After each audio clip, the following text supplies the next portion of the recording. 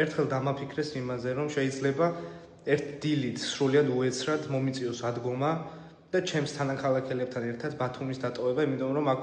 ტერი შემოვა, იმიტომ რომ ბათუმი დაეცემა და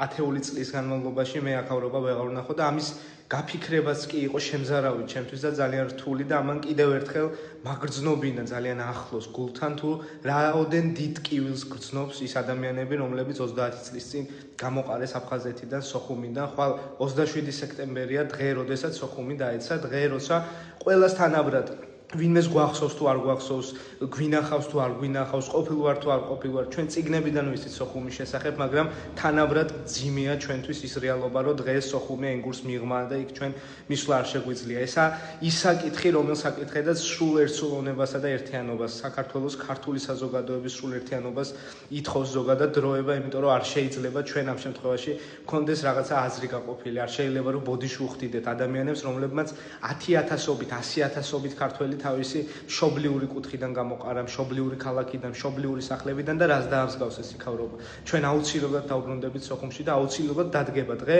როდესაც აფხაზეთი დაუბრუნდება საქართველოს და ჩვენ დაუბრუნდებით აფხაზეთში.